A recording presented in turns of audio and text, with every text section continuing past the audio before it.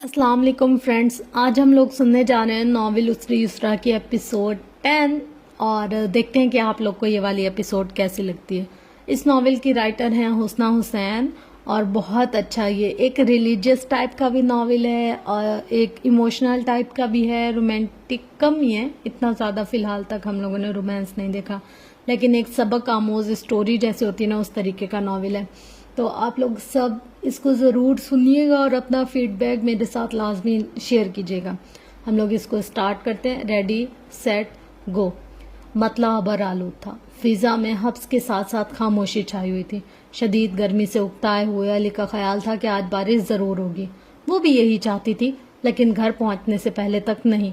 संदल आपा नन्ही मरवा को लिए अपने मैके गई हुई थी। साबरा बुआ ने हमसाये के यहाँ दावत पर इसे और बच्चियों को भेज दिया था। खुद वो घर में सलीम की बीवी अनम की किसी रिश्तेदार की वजह से रुक गई थी, जो आज सुबह इनसे मिलने आ गई थी। साबरा बुआ की हमसाये का घर हरे भरे खेतों और बसी सब्ज़ार के इस पार था। दावत से 4 बजे तक फारिग होकर इसने वापसी का रुख किया तो इस वक्त आसमान सियाह बादलों की लपेट में आ चुका था। फातमा, आयशा और अली पगडंडी पर शोर मचाते भागे चले जा रहे थे और वो सर पर दुपट्टा लिए एहतियात से कदम कदम उठाकर उनके साथ ही चलती चलती आगे आगे जा रही थी। शहद रंग बालों की कुछ लिटे पेशानी से चिपकी हुई थी। गर्मी की शिद्दत से चेहरा सुर्ख हो रहा था। आज तो तूफान आएगा, अली ने हाथ उठाकर आसमान को देखते ही कह दिया। अल्लाह ना करे अली, वो दहल कर बोली। इसे बारिश जरूर चाहिए थी, मगर तूफान के साथ हरगिज नहीं। अली ने मुड़कर इसे देखा, फिर रुक गया।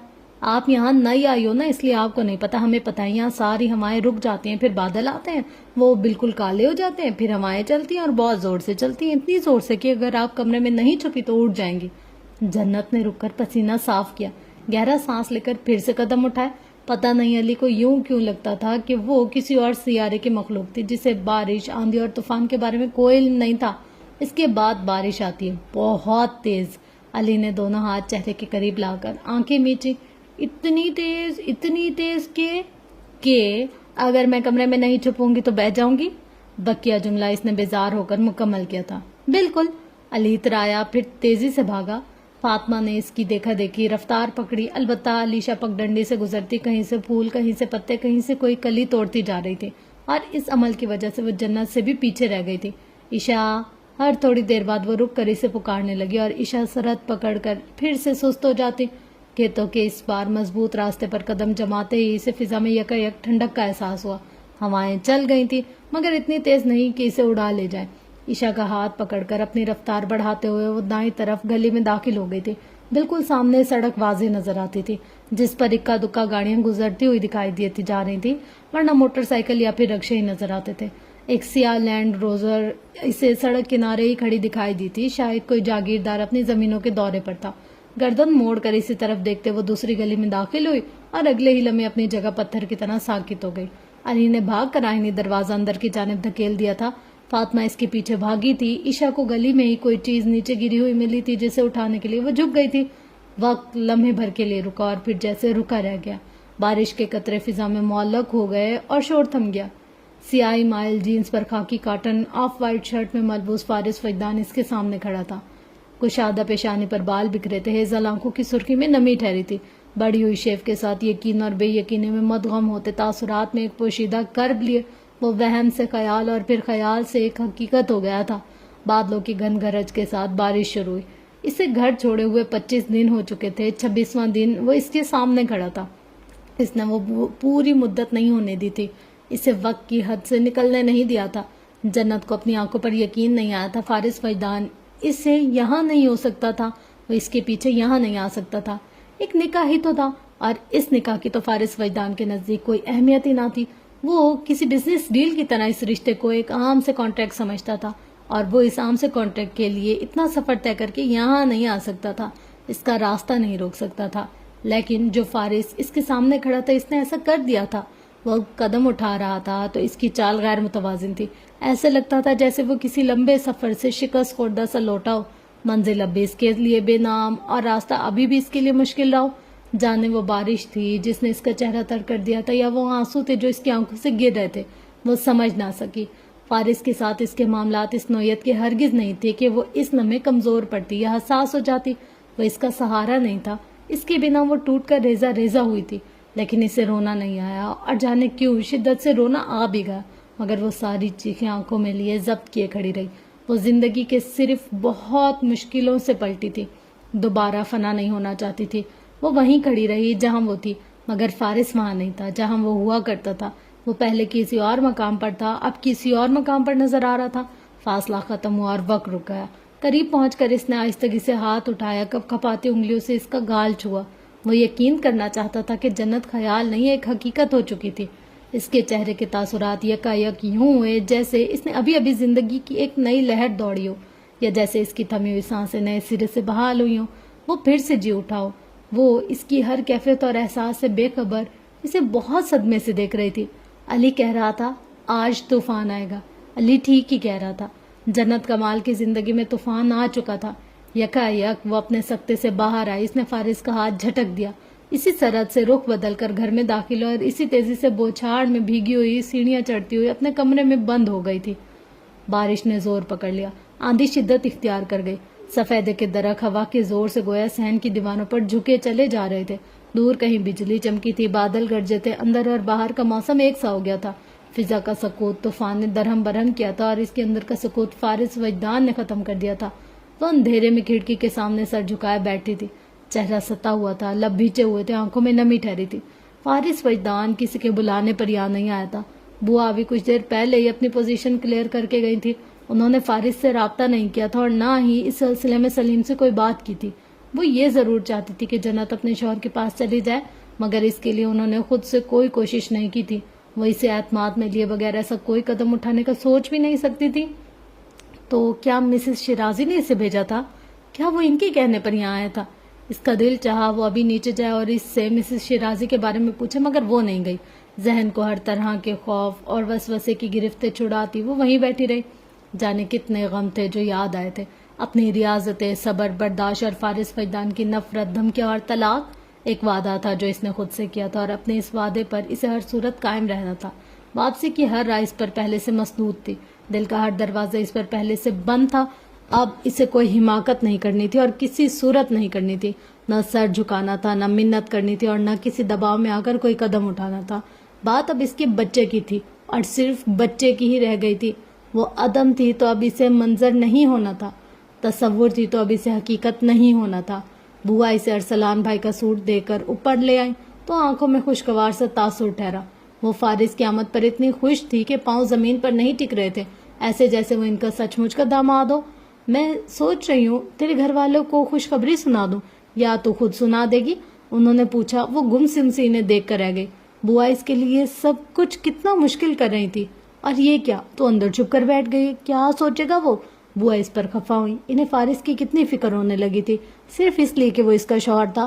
اس کی آمد کا مقصد، اس کا ارادہ جانے بغیر صرف اس لیے کہ وہ اس کی تھی تو وہ اہم ہو گیا تھا. ویسے ماشاء اللہ تیرا گھر والا ہے بڑا سونا، لگے ہاتھوں تعریف بھی کر ڈالی. کوئی سونا وونا نہیں ہے. وہ اتنی دیر سے صبر کیے بیٹھی تھی، بول پڑی. بوا نے مڑ کر اسے دیکھا. وہ خفا خفا سی چہرے کا رخ بدل گئی. انہوں نے الماری سے ایک مردانہ شال نکالی اور جانے کیوں مسکراتی ہوئی چلی گئی. بارش کا زور ٹوٹ گیا تھا. مدھم فوار ہنزو برس رہی تھی. اس نے دوسری موم بتی جلائی، پھر تیسری، پھر چوتھی، مگر اندھیرا ٹھہرا رہا. الجھن بڑھتی رہی. کچھ ہی دیر بعد علی آ گیا. وہ آپ کی شوہر ہے؟ پتہ نہیں علی پوچھ رہا تھا یا بتا رہا تھا. اس نے کچھ نہ کہا. ٹھنڈ لگ گئی ہے انہیں، چھینکیں آئی جا رہی ہیں. اتنی دیر تک تو وہ دروازے میں کھڑے بارش میں بھیگتے رہے. وہ اس کے برابر میں تخت پر ٹک گیا. ٹارچ ہاتھ میں تھی. اماں نے ابو کے کپڑے دیے انہیں، بالکل اچھے نہیں لگ رہے کپڑے. اب کے ذرا سا رخ موڑا. نہیں وہ خود. اس نے نگاہیں موم بتی پر جمالی. لائٹ جانے کب آنا تھی. ان کی گاڑی اچھی ہے اور موبائل بھی. اور پھر جیسے کام کی بات یاد آئی تو فوراً نیچے اترا. اماں کہہ رہی ہیں سر درد کی گولی دے دے. کس کو چاہیے؟ جن کو چھینکیں آ جا رہی ہیں انہیں. اب کہ وہ ذرا سا چونک کر اس کی طرف مڑی. بوا نے کہاں بٹھایا اسے؟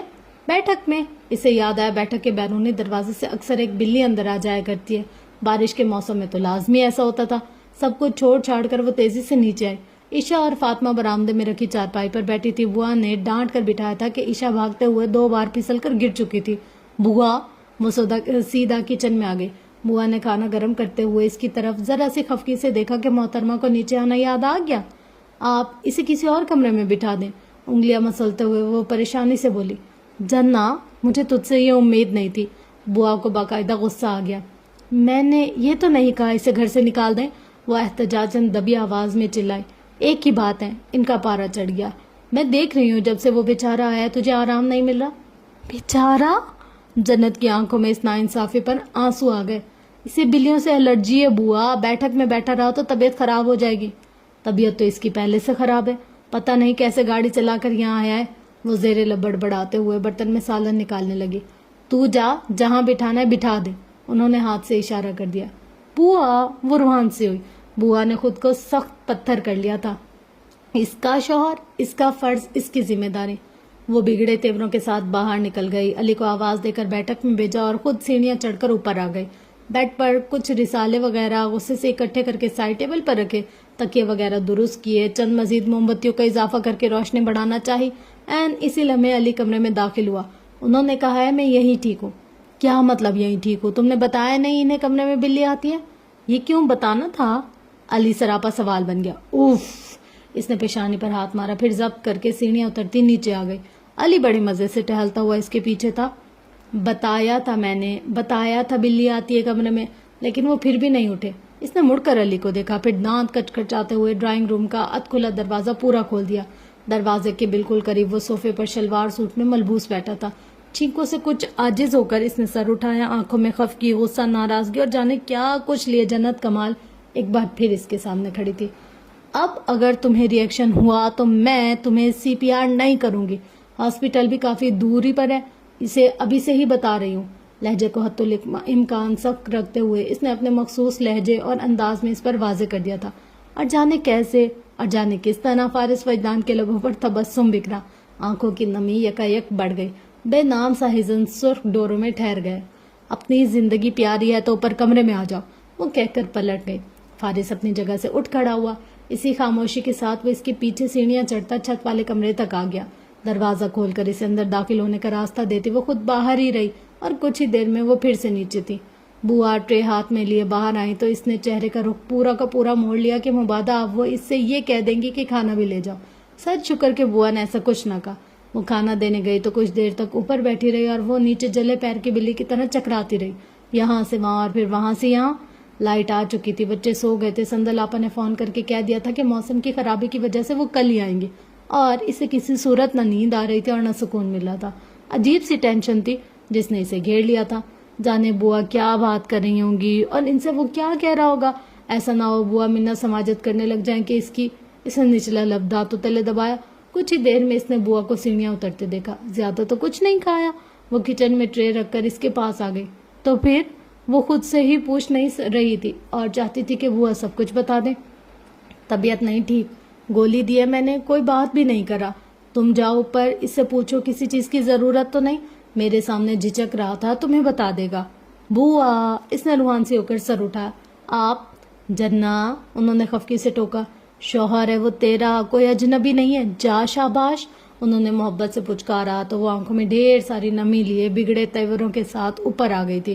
ایک تو بوا آنکھیں رگڑ کر صاف کی، کچھ سمجھتی ہی نہیں ہے، بڑبڑاتے ہوئے اندر داخل ہوئی۔ سامنے وہ اسے بیڈ پر نیم دراز دکھائی دیا۔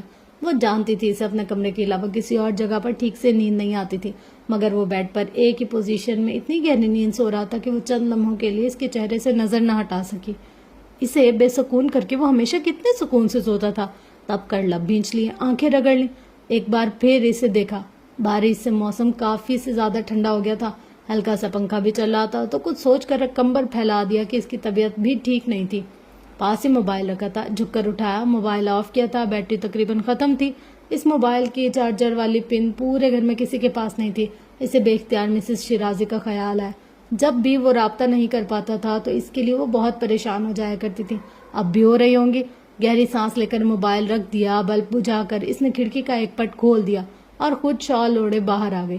منڈیر کے پاس رک کر اس نے تاریکی میں دور تک دیکھا۔ طوفان گزر چکا تھا مگر اس کے آثار تو رہ گئے تھے۔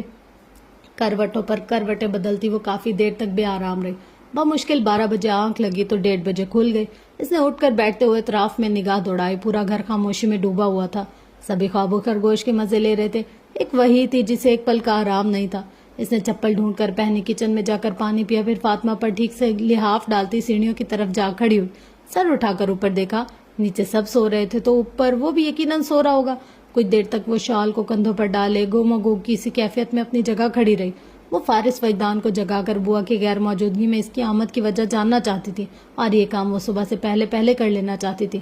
جانتی تھی بوا مداخلت سے باز نہیں آئیں گی اور وہ ان کے مابین صلح کی ہر ممکن کوشش کریں گی، اور وہ یہ نہیں چاہتی تھی۔ اس طرح خود سے الجھتی وہ سیڑھیاں چڑھ کر اوپر آ گئی۔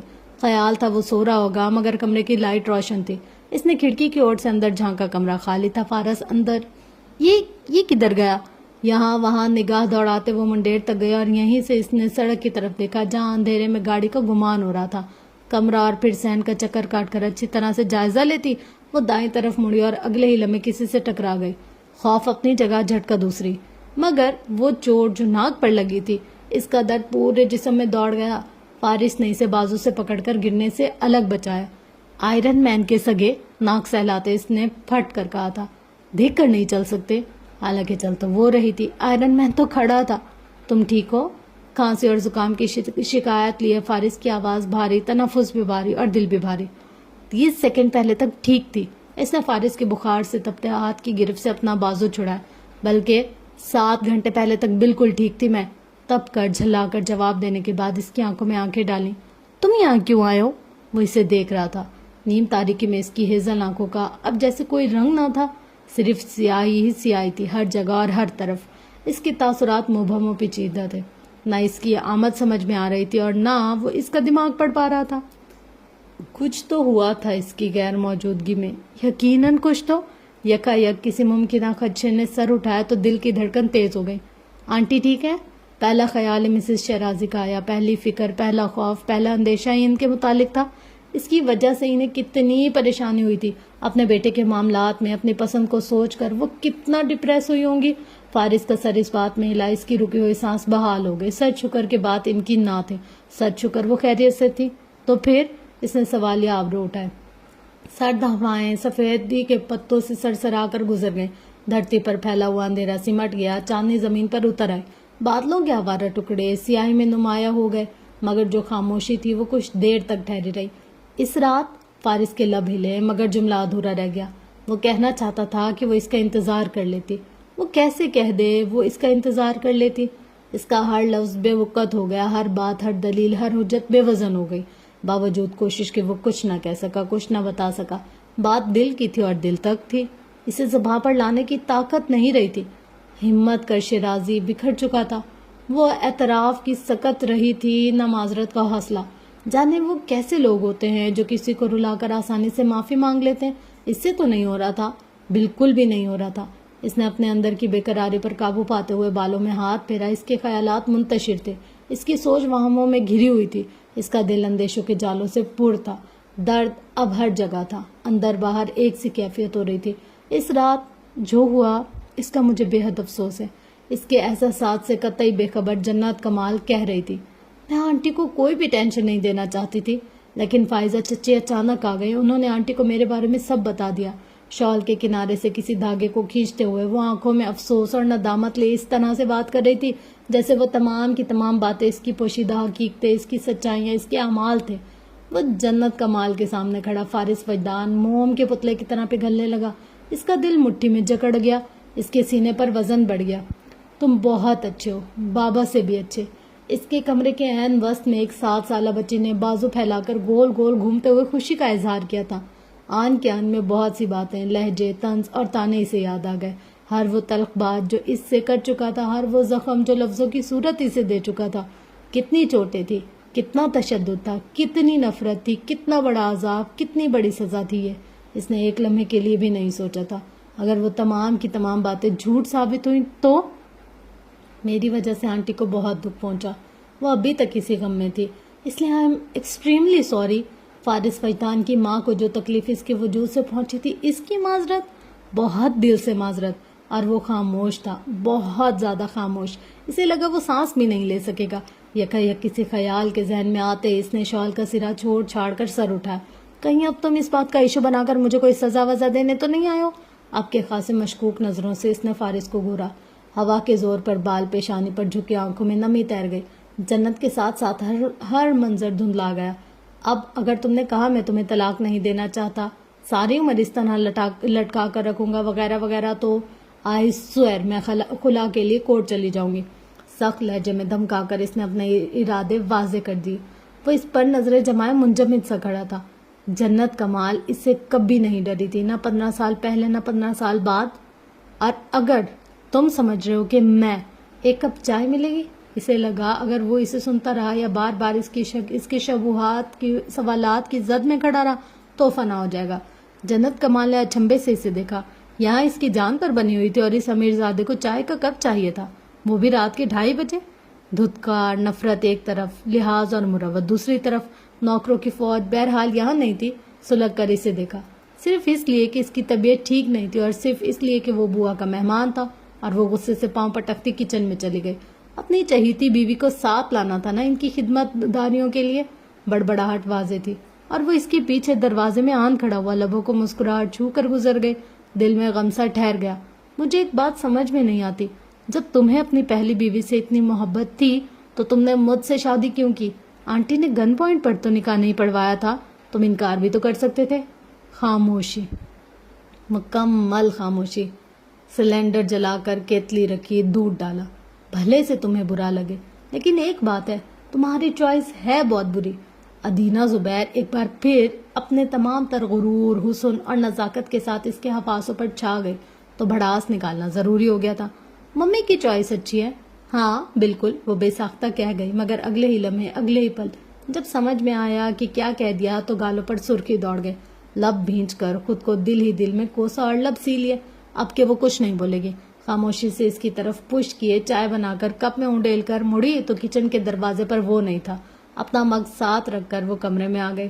سامنے ہی وہ بیڈ پر ہلکی سی کھانسی کی زد میں بیٹھا تھا، ٹیشو کا پیکٹ ہاتھ میں تھا۔ روشنی میں اب اس نے دیکھا آنکھیں سرخ اور کنارے سوجے ہوئے لگ رہے تھے۔ اس نے چائے پیش کی۔ بسکٹس نہیں ہے؟ وہ جانے کے لیے مڑی اور پھر ضبط کر کے پلٹی۔ بسکٹس کے ساتھ ایک گلاس پانی بھی رکھ دینا۔ اپنا مگ ہاتھ میں لیے دروازے میں جا کھڑی ہوئی، چند لمحوں تک اسے گھورتی رہی کہ اب وہ کچھ بولے گا اور اپنی آمد کی وجہ بتائے گا، مگر فارس وجدان چائے اور بسکٹ کے ساتھ انصاف کرتے ہوئے مکمل نظر انداز کر چکا تھا اسے۔ وہ اندر تک سلگ اٹھی۔ تمہیں پتا ہے یہاں بوا کے گھر میرے لیے کتنے رشتے آ چکے ہیں؟ آخر اسے باور بھی تو کروانا تھا نا کہ وہ کوئی گری پڑی لڑکی نہیں ہے۔ اگر فارس وجدان کو کئی لڑکیاں مل سکتی ہیں تو اسے بھی اپنانے والے بہت ہیں۔ وہ چائے میں بسکٹ ڈبو ڈبو کر کھاتے ہوئے لمحے بھر کے لیے رکا۔ بوا تو ہنس کر ٹال دیتی ہیں، انہیں ہمارے معاملات کا علم نہیں ہے، لیکن میں بہت غور کر رہی ہوں، ایک رشتہ مجھے اپنے لیے مناسب لگا ہے۔ بوا کا دور پرے کا رشتے دار ہے، بیوی کی ڈیتھ ہو چکی ہے، 2 چھوٹی سی بیٹیاں ہیں، لڑکا بھی کوئی زیادہ بڑی عمر کا نہیں ہے۔ تم سے طلاق کے بعد مجھے اپنے لیے بھی کچھ سوچنا ہے نا۔ اب میں کہانیوں کی ہیروئن کی طرح یہ نہیں کہہ سکتی کہ پلیز مجھے اپنا نام دے دو، میں ساری عمر اسی نام کے سارے تنہا رہوں گی، بلا بلا بلا بلا۔ باقاعدہ چہرے کے اتار چڑھاؤ کے ساتھ ساتھ ہاتھ جلا کر کہا۔ چائے میں بسکٹ ڈبو کر منہ تک لے جاتے فارس نے رک کر نظر اٹھائے۔ بسکٹ ٹوٹ کر چائے میں گرا، اس کا دل بھی۔ مگ ہاتھوں میں لیے اس سے 10 قدموں کے فاصلے پر اب وہ میز پر چڑھی بیٹھی تھی۔ پیچھے کھڑکی پوری کی پوری کھلی تھی، ہوا کے زور سے دوپٹہ ڈھلک کر کندھوں پر آ گرا تھا، شہد بالوں کی لٹیں پونے سے نکل کر چہرے کے اطراف میں ڈھیلی ہونی تھی۔ تمہارے لیے رشتے آ رہے ہیں تو کیا نہیں آ سکتے ہیں؟ آبرو چڑھا کر پوچھا۔ وہ اپنی چائے کی طرف متوجہ ہو گیا۔ جنت کمال نہیں بدلی تھی۔ ویسے میں تم سے کچھ دنوں تک رابطہ کرنے والی تھی، میرا سامان بھی تمہارے گھر رہ گیا ہے، تم نے کہیں پھکوا تو نہیں دیا نا؟ ناک اونچی کر کے ظاہر کیا کہ اسے تو اب صرف اپنے سامان سے مطلب ہے۔ ایک اور بسکٹ ٹوٹ گیا، آدھا جو منہ میں گیا تھا اس کی مٹھاس ختم ہو گئی۔ اس نے پانی کے چند گھونٹ بھرے، بسکٹ کا دوسرا پیکٹ کھولا۔ آنٹی کو معلوم ہے تم یہاں آئے ہو؟ وہ خاموش رہا، اور یہ خاموشی جنت کے دل میں کرب اتار گئی تھی۔ ظاہر ہے اگر وہ انہیں بتا دیتا تو کیا وہ اسے آنے دیتی؟ اس جیسی لڑکی کی اب ان کی زندگی میں کوئی جگہ نہیں تھی، اور وہ اس بات پر رنجیدہ ہوئی تھی کہ انہوں نے فارس کے لیے اس کا انتخاب کیا۔ تم یہاں کیوں آئے ہو؟ گھوم پھر کر وہی سوال، مگر وہ جواب نہیں دے رہا تھا، نہ طنز نہ تانے، نہ کوئی سخت بات، نہ کوئی تضحیک آمیز رویہ، نہ تلخ لہجہ۔ فارس وجدان اب کیا کرنے والا تھا، وہ فکر میں پڑ گئی تھی۔ کافی دیر تک جب وہ کچھ نہ بولا تو نوٹ بک کا صفحہ پھاڑ کر اس نے اپنی کچھ چیزیں درج کر کے اس کے پاس کر لی۔ یہ سب تمہارے پاس ہے، تمہارے لیے بے شک کچرا ہو، مگر مجھے میری چیزیں بہت عزیز ہیں، اس لیے اپنے کسی ملازم کے ہاتھ بھجوا دینا۔ فارس نے صفحہ لے لیا، فولڈ کر کے اس کی ارسلان بھائی کی قمیض کی جیب میں رکھ دیا۔ وہ تپ گئے لیکن منہ سے کچھ نہ کہا۔ پھر انہیں بگڑے تیوروں کے ساتھ جانے کے لیے مڑی ہی تھی کہ فارس نے ہاتھ تھام لیا۔ تمہاری بوا کہہ رہی تھی کوئی بات ہے جو تم مجھے بتانا چاہتی ہو؟ وہ اپنی جگہ پتھر ہو گئی، چہرے کا رنگ فک، آنکھیں نم، پل کے بھاری۔ کچھ نہیں، بھرائی ہوئی آواز میں کہہ کر اس نے ہاتھ چھڑانا چاہا۔ گرفت سخت نہیں تھی مگر اتنی نرم بھی نہیں کہ وہ آزاد ہو سکتی۔ میرا ہاتھ چھوڑو۔ آن کی آن میں اس کے تاثرات بدل گئے۔ وہ تحمل سے بات کرتے ہوئے بھی غصے کی انتہا پر لگ رہی تھی۔ فارس نے چند لمحے کے لیے اسے پشیمانی سے دیکھا۔ اسے اس نہج پر لانے والا وہ خود تھا۔ فاصلوں کی دیوار اس نے خود قائم کی تھی، نرمی کو اپنے لیے تلخی میں اس نے خود بدلا تھا، امید کو اپنے لفظوں سے مارا تھا۔ نازک کلائی کی گرفت سے آزاد ہوئی، اس نے ٹرے اٹھائی اور کمرے سے نکل گئی۔ کچن کی دیوار سے لگ کر کئی بار اپنی آنکھوں کو مسئلہ، لب بھینچ کر، گال رگڑ کر خود کو سنبھالا، خود کو سمجھایا کہ جس راستے پر وہ گامزن تھی وہ اس کا اختیار کردہ ہرگز نہیں تھا۔ یہ مقدر کی چال تھی، نفرتیں، دھتکار اور بلا وجہ کی عداوتیں اس راستے کا خاصہ تھیں۔ وہ اسے کچھ لوگوں کی بے رخی سے عنایت ہوا تھا۔ فارس فیضان ادینہ زبیر کا تھا۔ اس کے دل پر ادینہ کی حکمرانی تھی۔ اس کی زندگی میں جنت کمال کی کوئی گنجائش نہ پہلے تھی نہ اب ہو سکتی تھی۔ جو طے ہو چکا تھا اسے قبول کر کے اسے اپنے سفر کو جاری رکھنا تھا، اسے کمزور نہیں پڑنا تھا۔ وہ نیچے چلی گئی، اپنی چارپائی پر لیٹ کر آسمان کو دیکھتے ہوئے وہ مسلسل اپنے رونے کو قابو پاتی رہی۔ فارس کو یہاں نہیں آنا چاہیے تھا، ہرگز نہیں آنا چاہیے تھا۔ اس کے سکون میں خلل پڑ چکا تھا، اس کے لائے عمل میں دراڑیں پڑ گئی تھی۔ وہ اس کے بچے کا باپ تھا، جتنی نفرت وہ اس سے کرتا تھا وہ اولاد کے معاملے میں بھی اب اسے کسی نئے امتحان میں ڈال سکتا تھا۔ کروٹ پر کروٹ بدلتے رات گزر گئی، دن بیدار ہوا۔ صبح کی نماز پڑھ کر سونے کی کوشش کی تو آنکھ لگ گئی۔ کچھ گزشتہ شب کی بے خوابی تھی اور کہ وہ دن چڑھے تک سوتی رہی۔ 10 بجے اس کی آنکھ کھلی تو سورج سوا نیزے پر آ چکا تھا، صحن میں دھوپ ہر کونے تک پہنچ چکی تھی۔ دروازہ بند تھا، کھڑکیوں کے دروازے نیم تاریکی میں روشنی لکیریں نمایاں ہو رہی تھی۔ پہلا خیال اسے فارس کا ہی آیا، دماغ اثر نو الجھ گیا، ٹینشن شروع ہو گئی۔ اٹھ کر باہر گئی تو معلوم ہوا وہ تو صبح سے پہلے یہاں سے جا چکا ہے۔ جنت اپنی جگہ بے یقین کھڑی رہ گئی۔ ضروری تو نہیں ہے کہ اس نے کچھ کہا ہو، صابرہ بوا اس سے سخت خفا تھی۔ تیری وجہ سے وہ بخار میں گھر چھوڑ کر چلا گیا۔ بے دلی سے دہی پراٹھا کھاتے ہوئے وہ آنکھوں میں ابھرتی نمی کو پرے دھکیلتی رہی۔ بوا کے سوال، ان کا غصہ، ان کی ناراضگی اور ساری سچویشن کو کسی طور پر نہ سمجھنے کا یہ عمل اسے شدید اذیت سے دوچار کرا تھا۔ اب کیا وہ اس کے پاؤں پکڑتی کہ وہ اسے طلاق نہ دے؟ خود کو جتنا بے مول کرنا تھا وہ کر چکی تھی۔ محبت سے، اخلاق سے، خدمت گزاری سے اس رشتے کو بچانے کی جتنی کوشش اس نے کرنی تھی کر لی تھی۔ اب تو کچھ بھی نہیں بچا تھا، نہ محبت، نہ عزت، نہ ہمت، نہ سکت اور حوصلہ تو بالکل بھی نہیں۔ اب تو برداشت بھی آخری حد کو چھو رہی تھی۔ اور پھر سے کسی امتحان میں نہیں پڑنا چاہتی تھی وہ، پھر سے کوئی غلط قدم نہیں اٹھانا چاہتی تھی۔ مگر بوا سندل آپا ارسلان بھائی کے ساتھ گھر میں داخل ہوئی تو وہ چپ ہو گئی، لیکن آنکھوں سے واضح کر دیا کہ ان کی بات ابھی ختم نہیں ہوئی۔ سارا دن وہ پریشانی میں مبتلا یہاں وہاں ٹہلتی رہی، سکون تو کسی پل نہیں تھا۔ آخر وہ کیوں آیا تھا اور معاملات کلیئر کیے بغیر کیوں چلا گیا؟ ان کے مابین طلاق کا فیصلہ ہونا تھا تو ایسے کیسے وہ خاموشی سے جا سکتا ہے؟ اس پر مستزاد یہ کہ سامان کی لسٹ بھی یہیں چھوڑ گیا تھا۔ شام کو بوا کمرے میں آئی تو وہ عشاء کی نماز پڑھنے کے بعد بیڈ پر نیم دراز بیٹھی تھی۔ اخبار سامنے ہی کھلا پڑا تھا، ذہن الجھا ہوا تھا اور نگاہیں خلا میں کہیں بھٹک رہی تھی۔ اس نے بتایا نہیں وہ دوبارہ کب آئے گا، نہ کہ طے کیے ہوئے کپڑے الماری میں رکھتے ہوئے انہوں نے ہنز و خفگی سے پوچھا۔ اس نے گردن موڑ کر انہیں مضطرب نگاہوں سے دیکھا۔ اس کی سوچ ابھی بھی وہیں تھی، ہو سکتا ہے کچھ دنوں تک وہ مجھے طلاق کا نوٹس بھجوا دیں۔ ہمت مجتمع کر کے اس نے کہہ دیا۔ اب بھلے سے بوا صاحب ناراض ہوں، اسے پرواہ نہیں تھی۔ وہ کچھ باتیں ان پر ہر صورت واضح کر دینا چاہتی تھی، مگر طلاق تو نہیں ہو سکتی۔ الماری بند کر کے بوا اس کی طرف مڑی۔ ہو جاتی ہے بوا، عورت حمل سے ہو تب بھی طلاق ہو جاتی ہے، مگر وہ شیدو تو یہی کہہ رہی تھی کہ نہیں ہوتی۔ اپنی سمجھ اور فہم کے مطابق جو انہوں نے سن رکھا تھا کہہ دیا۔ بیڈ سائڈ ٹیبل سے قرآن اٹھا کر اس نے مطلوبہ صورت ڈھونڈ لی اور پھر مطلوبہ صفحہ کھولا، مطلوبہ آیت پر انگلی رکھی۔ یہ دیکھیں، یہاں لکھا ہے حمل والیوں کی عدت ان کے بچے جننے تک ہے، سورت طلاق۔ یہ آیت مطلقہ اور بیوہ دونوں کے بارے میں ہوا۔ طلاق ہر صورت ہو جاتی ہے، دلیل قرآن سے تھی۔ بوا کے پاس نفی یا انکار کی کوئی گنجائش نہ رہی تھی۔ اب وہ الجھن میں کھڑی تھی، فکر نے اثر نو گھیر لیا تھا۔ انہیں اب معاملہ سلجھتا ہوا ہرگز نظر نہیں آ رہا تھا، لیکن انہیں اپنی طرف سے ہر ممکن صحیح کرنی تھی۔ کچھ سوچ کر وہ اس کے پاس بیڈ پر آ بیٹھی۔ تو نے اسے خوشخبری تو سنا دی تھی۔ جنت کا دل بھاری ہوا، نظریں جھک گئیں۔ کس قدر کوشش سے اس کا سر نفی میں ہلا تھا۔ صابرہ بوا ہک دھک اسے دیکھ کر رہ گئیں۔ جنت یہ کیا کر رہی تھی؟ تو اس سے ایسے کیسے بے خبر رکھ سکتی ہے جنت؟ کیسے؟ یہ اس کے ساتھ زیادتی ہے بیٹا، اور جو زیادتیاں میرے ساتھ ہوئی وہ… صبر کا پیمانہ لبریز ہو گیا، آواز بھر آ گئی۔ مجھے اس کے ساتھ اب نہیں رہنا تو کیا زبردستی ہے؟ وہ اس لمحے بہت پریشان، مزمل اور شک خوردہ سی لگ رہی تھی۔ بوا کے دل کو کچھ ہوا۔ میں پہلے سے بہت مشکل میں ہوں، اور آپ اس طرح کی باتیں کر کر کے مجھے اور مشکل میں ڈال رہی ہیں۔ اس کی آنکھوں میں آنسو جمع ہو گئے۔ اسے ترہم بھری نظروں سے دیکھتے ہوئے بوا نے نرمی سے اس کے کندھے پر ہاتھ رکھا۔ عورت کو رشتہ نبھانے کے لیے بہت قربانیاں دینا پڑتی ہیں بچے، یہ شادی عمر بھر کا ایک فیصلہ ہوتا ہے، اسے یوں جذبات میں آ کر نہیں توڑا جاتا۔ گھر بسانے کے لیے عورت کو بہت کچھ برداشت کرنا پڑتا ہے۔ اس نے سر اٹھا کر تکلیف دہ نگاہوں سے بوا کو دیکھا۔ بات گھر بسانے، رشتہ نبھانے اور برداشت کرنے کی انتہا پر جانے کی تھی۔ بوا کو تو اندازہ ہی نہیں تھا فارغ وجدان کے ساتھ اپنے اس رشتے کو بچانے کے لیے اس نے کیا کچھ برداشت نہیں کیا۔ اس کا صبر، اس کا تحمل، اس کا انتظار کیا ابھی بھی ناکافی تھا؟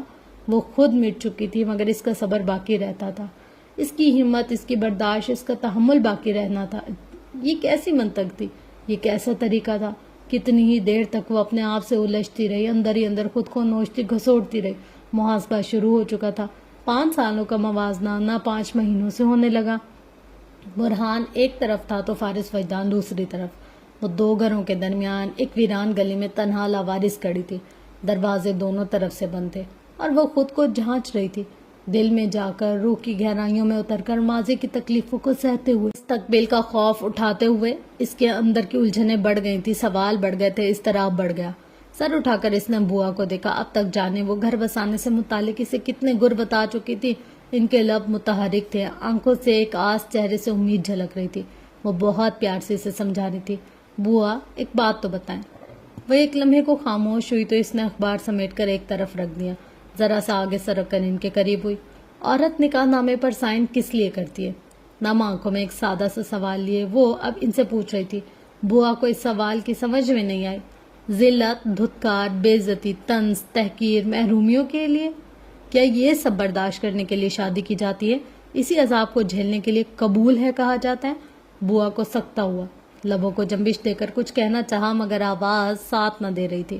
جنت یہ کیا پوچھ رہی تھی؟ اس نقطے کی طرف کیوں جا رہی تھی جس نقطے سے یہ رشتہ آغاز پکڑتا تھا؟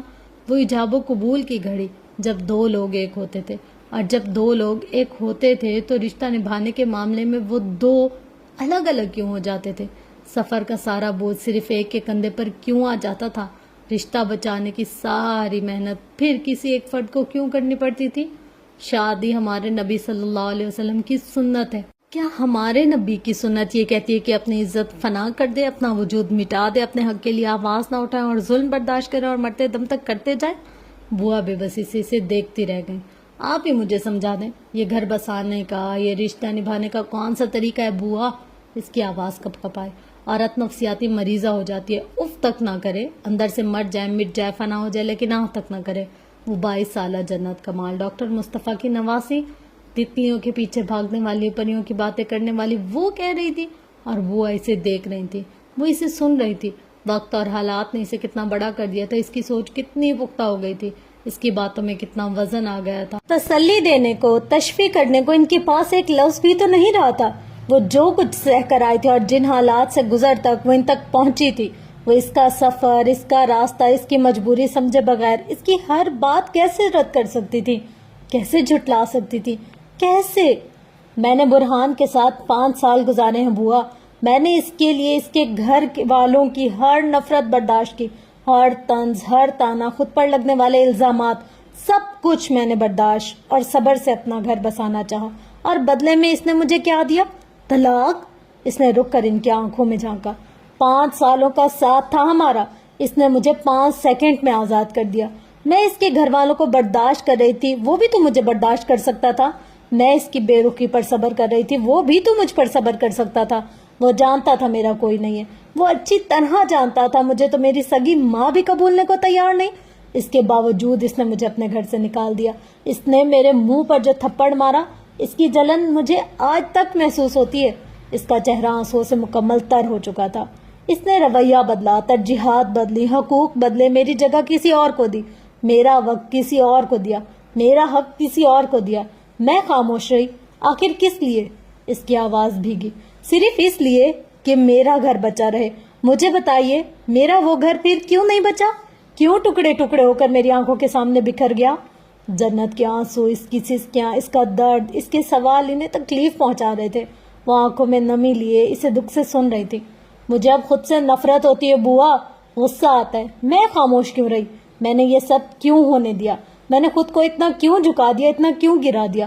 میں نے اپنے حق کے لیے آواز کیوں نہیں اٹھائی؟ اگر میں وقت سے پہلے خود کو اسٹیپ اٹھا لیتی، اگر میں خود برہان سے الگ ہو جاتی تو امی کم از کم میری امی اس صدمے سے تو نہ مرتی کہ ان کی بیٹی ایک قاتلہ ہے۔ یہ ڈرامہ، یہ ہنگامہ تو نہ ہوتا بوا۔ میری وجہ سے میری بہن امی سے جدا تو نہ ہوتی، میری طرح وہ بھی یہ رشتہ تو نہ کھوتی۔ بوا نے بے ساختہ اس کا ہاتھ تھاما۔ وہ اسے مزید روتا ہوا نہیں دیکھ سکتی تھی۔ میں نے اپنے اور فارس کے رشتے کو بچانے کی ہر ممکن کوشش کی ہے بوا۔ آپ خود بتائیں، کون لڑکی چاہے گی اس کی دوسری شادی بھی ختم ہو جائے، اسے دوسری بار بھی طلاق ہو جائے؟ آواز نے ساتھ چھوڑا تو اس نے آنکھیں رگڑ کر صاف کی۔ میں نے یہاں بھی صبر کیا، بہت صبر کیا ہے، لیکن یہ گھر بھی آپ کی جنہ کا نہیں ہے، آپ کی جنہ اس دوسرے مرد کی بھی نہیں ہے بوا۔ اس کا دل کرچی کرچی ہوا، وہ آپ دیدہ ہو گئی۔ کون کہہ سکتا تھا زندگی سے بھرپور ہنستی مسکراتی لڑکی کا نصیب ایسا ہوگا؟ اس کے راستے میں ایسے پہاڑ آئیں گے، ایسی آزمائشیں اور ایسے امتحان۔ نانا کہا کرتے تھے صبر حالات پر کیا جاتا ہے، ظلم پر نہیں۔ ظلم انسان تب برداشت کرے جب اس کے پاس بچاؤ کا کوئی راستہ نہ ہو۔ ہاتھوں کی پوچھ سے آنسو صاف کر کے چہرے کے اطراف میں سیدھا گرتی لٹوں کو اس نے کان کے پیچھے کیا۔ اس کی ناک، گال، آنکھیں گلابی ہو رہی تھی، لیکن وہ متحمل لگ رہی تھی، جیسے اس نے خود کو سنبھال لیا ہو۔ میں نے جو غلطی پہلے کی وہی غلطی دوبارہ نہیں دہرانا چاہتی۔ آپ یہ مت سمجھیں کہ جذبات میں لیا ہوا فیصلہ کر رہی ہوں۔ جذبات میں ایسا کرنا ہوتا تو بہت پہلے کر لیتی۔ جہاں میری کوئی جگہ نہیں وہاں میں زبردستی جگہ نہیں بنانا چاہتی، اپنی اولاد کو استعمال کر کے تو بالکل بھی نہیں۔ بات ختم ہو چکی تھی۔ وہ اٹھ کر باہر چلی گئی۔ اپنے اندر بہت سی خاموشیاں لیے صابرہ خاتون اپنی جگہ گم سم بیٹھی رہ گئی۔ مسز شیرازی دوپہر کا کھانا کھانے کے بعد چائے کا کپ لیے بیڈ پر بیٹھی تھی۔ ملازمہ نے لیپ ٹاپ ان کے سامنے رکھ دیا تھا۔ کمرے میں اب وہ اکیلی تھی، منتظر نگاہوں سے اسکرین کو تکتی وہ فکر میں گھری بیٹھی تھی۔ گزشتہ شب فارس سے رابطہ نہیں ہو سکا تھا، مگر اس نے اپنی خیریت کا صبح ہی میسج ارسال کر دیا تھا۔ وہ دوپہر تک ضرور کال کرے گا۔ کچھ ہی دیر میں کال مل گئی۔ اسکرین پر کمرے کا منظر نمایاں ہوا۔ موبائل کو اسٹینڈ پوزیشن میں رکھے وہ سامنے کارپیٹ پر بیٹھا تھا۔ شاور لے کر باہر نکلا۔ وہ سیاہ ٹینک ٹاپ میں کثرتی بازو نمایاں ہو رہے تھے، بال ابھی بھی گیلے تھے۔ عقب میں دیوار گیر کھڑکیاں، بیڈ اور وارڈروب نظر آ رہی تھی۔ وہ یقیناً ہوٹل کے کمرے میں تھا۔ میز پر کوہنیاں ٹکایا اب وہ خیر خیریت پوچھ رہا تھا اور بہت غور سے اسے دیکھ رہی تھی۔ وہ سرخ آنکھوں میں ہلکی سی سوجن تھی۔ کیسی ہے میری بہو؟ اس نے نظر اٹھا کر مسز شیرازی کو دیکھا، پھر منرل واٹر کی بوتل اٹھا لی، آدھی بوتل خالی کر کے فرینچ فرائز کی پلیٹ قریب کر لی۔ اچھی ہے، جواب مختصر تھا۔ صرف اچھی ہے؟ کہہ رہی تھی بہت رشتے آ رہے ہیں اس کے، اور اگر میں اسے چھوڑ سکتا ہوں تو اسے اپنانے والے بہت ہیں۔ مسز شیرازی کے لبوں پر مسکراہٹ ابھری، جیسے لب بھینچ کر انہوں نے دبانے کی کوشش کی ہو، اور مجھے دیکھ کر اسے بالکل بھی خوشی نہیں ہوئی۔ ایک کپ چائے پلا دیں؟ پر 10 باتیں سنائی ہے اس نے۔ اسے لگتا ہے یقیناً میں اسے کوئی سزا دینے آئی ہوں، وہ بتاتے ہوئے فرینچ فرائز بھی کھا رہا تھا۔ اچھا، انہوں نے گود میں کشن رکھ لیا۔ وہ چاہتی ہے وعدے کے مطابق اب میں اسے آزاد کر دوں، نہ کیا تو وہ خلا کے لیے کورٹ چل جائے گی۔ اور اس آخری بات پر مسز شیرازی فارس کو بغور دیکھنے لگی۔ وہ جنت سے ملنے کے بعد کچھ حد تک پرسکون تھا، مگر آنکھوں میں ابھی بھی فکر اور غم ٹھہرا ہوا نظر آ رہا تھا۔ اور تم نے کچھ نہیں کہا؟ رک کر اس نے نظر اٹھائی، اپنی ماں کو دیکھا۔ وہ بچوں کا سا اشتیاق لیا اب اسے ہی دیکھ رہی تھی۔ وہ جزبز ہوا۔ ان کا بیٹا سب خاموشی سے سنتا رہا ہوگا۔ ایسا تو نہیں ہو سکتا، لیکن ایسا ہو چکا تھا۔ اس نے پلیٹ سے ہاتھ اٹھا لیا، پانی کی بوتل خالی کر کے سائڈ پر رکھ دی۔ میں اس سے کہنا چاہتا تھا وہ مجھے معاف کر دے، میرے ساتھ واپس آ جائے، مگر نہیں کہہ سکا۔ سر اٹھا کر ایک بار پھر ان کی طرف دیکھنے لگا۔ کیوں نہیں کہہ سکے؟ پہاڑ جتنی اذیتیں برداشت کرنے والوں کے لیے چند الفاظ بھاری، چند لفظ مشکل پڑ گئے تھے۔ صرف ایک لفظ سے تو سب ٹھیک نہیں ہو سکتا تھا ممی۔ 5 مہینوں کی اذیت ہے، 5 منٹ میں تو ختم نہیں ہو سکتی۔ اس کا لہجہ، اس کا انداز، اس کی آواز، آنکھیں اور تاثرات، اس کا دل ڈوبا۔ وہ میرے کہنے پر کبھی واپس نہیں آئے گی اور زبردستی میں کرنا نہیں چاہتا۔ سر جھکایا اب وہ قالین کے ریشوں پر داہنے ہاتھ کی انگلی سے لکیریں کھینچ رہا تھا۔ عمل غیر ارادی تھا، کانٹے کا نشان، منفی اور جمع، پھر جمع سے منفی۔ کوشش بھی نہیں کی اور دور ہو جانے پر یقین کر لیا۔ انہوں نے نرمی سے پوچھا۔ میں نے اسے بہت دکھ دیا ممی۔ اس کا سر جھکا ہوا تھا، دیوار گرد کھڑکیوں سے ترچھی ہو کر سورج کی کرنیں سیدھا اس کے بالوں پر پڑ رہی تھی۔ ہیزل آنکھوں کا رنگ بھی آیا تھا، حزن آیا، درد بھی آیا۔ تم مداوع بھی تو کرنا چاہتے ہو۔ مداوع سے پہلے اعتبار اہم ہے ممی، وہ مجھ پر اعتبار کبھی نہیں کرے گی۔ منفی جمع کا کھیل اب ختم ہو چکا تھا۔ وہ سر جھکائے گمسم پچھتاووں میں گرا ہوا وقت، نصیب اور قسمت کے اس انوکھے کھیل کو سمجھنے کی کوشش کرتا ہوا۔ کوئی اور بھی تو ہو سکتی تھی جس سے اس کا نکاح ہوتا۔ جنت کمال ہی کیوں؟ ڈاکٹر مصطفیٰ کی نواسی ہی کیوں؟ اس کی بلا وجہ کی نفرت اور عداوتوں کا سامنا جنت کمال کے حصے میں ہی کیوں آیا؟ اس کی تکلیف بڑھ گئی، ندامت بڑھ گئی، درد بڑھ گیا۔ مسز شیرازی اب کسی گہری سوچ میں گم بالکل خاموش بیٹھی تھی۔ وہ بھی چپ تھا، کہنے کو جیسے مزید کچھ رہا ہی نہ تھا۔ راستے مسدود، دیواریں مضبوط اور حصار پھر سے قائم ہونے لگا تھا۔ میں خود کو قصوروار سمجھتی ہوں، یہ جانتے ہوئے بھی کہ وہ میرے محسن ڈاکٹر مصطفیٰ کی نواسی ہے۔ میں نے اس کے لیے مشکل راستہ چنا۔ فارس وجدان اذیتوں میں گھر گیا۔ تم شادی نہیں کرنا چاہتے تھے، میں نے تمہیں مجبور کیا، میں نے غلط کیا۔ میں صرف اتنا چاہتی تھی تم ماضی کو بھلا کر اپنی زندگی نئے سرے سے شروع کرو۔ بیوی آئے گی، بچے ہوں گے تو سب ٹھیک ہو جائے گا۔ لیکن شاید میں غلط تھی، شاید میں غلط ہوں۔ ظلم پر تو پھر ظلم ہے، اور چونکہ فیصلہ میرا تھا تو میں خود کو بری ذمہ نہیں سمجھتی۔ ممی، اس نے بے بسی سے کہنا چاہا، مگر انہوں نے ہاتھ کے اشارے سے اسے روک دیا۔ مجھے تم سے یہ امید نہیں تھی فارس، بالکل بھی نہیں۔ وہ سر جھکا گیا۔ بیوی کے ساتھ ساتھ ماں کا دل بھی بری طرح سے دکھا چکا تھا۔ عدیل احمد کو ایڈریس بھیج دو، میں تمہاری طرف آنا چاہتی ہوں، انہوں نے اتنے اچانک سے کہا کہ وہ حیرت زدہ سا بیٹھا رہ گیا۔ اس کی ماں یہ کیا کہہ رہی تھی؟ آپ یہاں آئیں گی؟ میں مزید انتظار نہیں کر سکتی، مجھے اپنی بہو سے ملنا ہے۔ تمہارے اس کے مسئلے اپنی جگہ، مگر گھر اس نے میری وجہ سے چھوڑا ہے کہ آنٹی کو وہ باتیں پتہ چل گئی جو پتہ نہیں چلنی چاہیے تھی۔ جو میرا رشتہ ہے وہ کسی صورت ختم نہیں ہو سکتا۔ اسے شدید حیرت میں مبتلا کر کے انہوں نے اقصیٰ کو آواز دی۔ بیٹھے بیٹھے ملازمہ کو کپڑوں کا آرڈر جاری کر دیا، ضروری سامان کی پیکنگ، کھانے کا انتظام، آن کے آن میں سب طے پا جانے لگا۔ موسم کیسا ہے؟ یہاں وہاں سارے حکم نامے جاری کر کے انہوں نے فارس سے پوچھا۔ بارش کی وجہ سے کچھ ٹھنڈ ہے، اس کے لب ہلے۔ وہ شوق میں نہیں تھا، مگر شوق میں ہی لگ رہا تھا۔ آپ بائی ایئر؟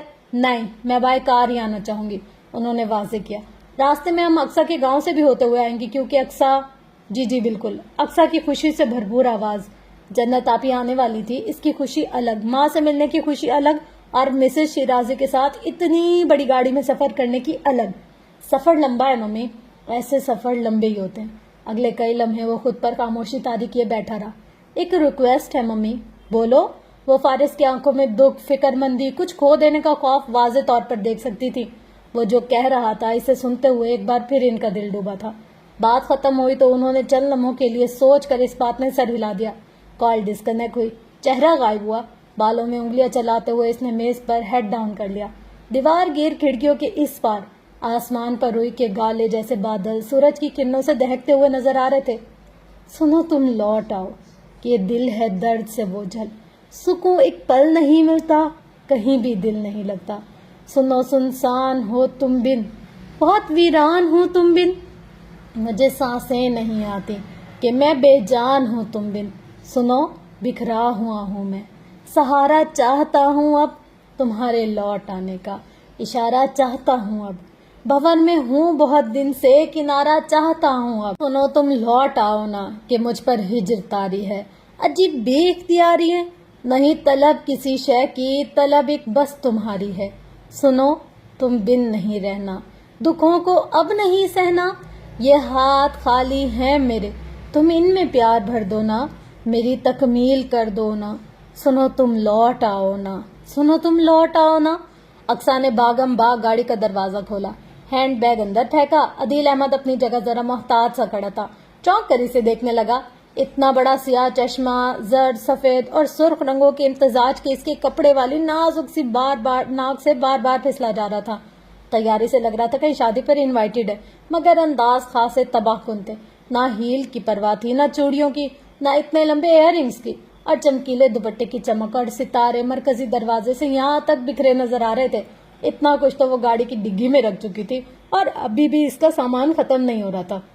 حالانکہ مسز شیرازی نے کہا تھا انہیں بس دوسرے شہر تک جانا ہے، چند گھنٹوں کے لیے اور پھر واپس، بس اتنا ہی۔ باس کی طرف سے بھی یہی آرڈر ملا تھا، اور اس نے پتہ نہیں کتنے رسالے، میگزین، کتابیں، ہینڈ بیگز اور جانے کیا کیا کچھ اندر ڈالا تھا۔ آپ کی تعریف؟ رنگوں کی فیکٹری اب کے سامنے سے گزری تو اس سے رہا نہیں گیا۔ کوئی تیسری بار گاڑی کے سامنے کھڑے ہو کر اپنی چند ایک تصویریں لینے کے بعد اکثر سیدھی ہوئی اور ناک پر پھسلتی اینک کو ذرا نیچے کر کے اس نے موصوف کو سرتا پیر دیکھا۔ سوٹڈ بوٹڈ نوجوان، بال خاصے گھنگریالے تھے، ناک ذرا سی لمبی تھی، قد کاٹ بھی مناسب تھا۔ فرینچ کٹ داڑھی میں بلا کا سوبر اور سنجیدہ نظر آنے کی کوشش کرتا وہ اسے ایک آنکھ نہ بھایا۔ مستقبل قریب کی ڈاکٹر اقصی اور جنت آپی کی حالیہ مینیجر، اترا کر اپنا تعارف کرایا کہ اگر وہ فارس وجدان کا خاص ملازم ہو سکتا ہے تو اس کی پوزیشن بھی شیرازی خاندان میں کم نہیں۔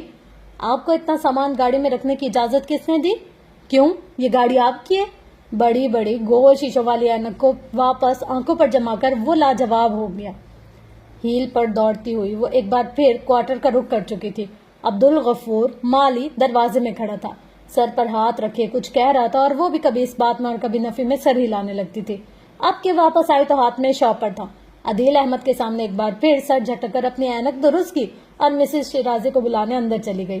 ریسٹ واچ پر ٹائم دیکھا، وہ گاڑی کے بونٹ سے ٹیک لگائے کھڑا ہو گیا۔ گاڑی سے دروازے تک جگہ جگہ بکھرے رنگوں کی سورج کی روشنی چمک رہی تھی، اور وہ بے تحاشا چمک رہی تھی۔ سپہر کا سورج غروب ہو رہا تھا، اندھیرے بڑھ رہے تھے، روشنیاں مٹ رہی تھی، منزل واضح ہو کر بے نام تھی اور راستے آسان ہو کر مشکل ہو رہے تھے۔ دل اندیشوں میں گرا ہوا تھا، کیفیت عجیب سی ہو رہی تھی۔ مسز شیرازی کی آمد کے متعلق جاننے کے بعد سے وہ اپنی جگہ سر جھکائے بالکل خاموش بیٹھی تھی۔ وہ دوپٹے پر گرفت جمائے نگاہیں جھکائے بیٹھی تھی۔ آنسو ابھرتے، پلکوں پر جھکتے، پھر ٹھہر جاتے۔ رونے پر قابو پائے وہ خود کو آنے والے وقت کے لیے تیار کرنا چاہ رہی تھی، مگر کر نہیں پا رہی تھی۔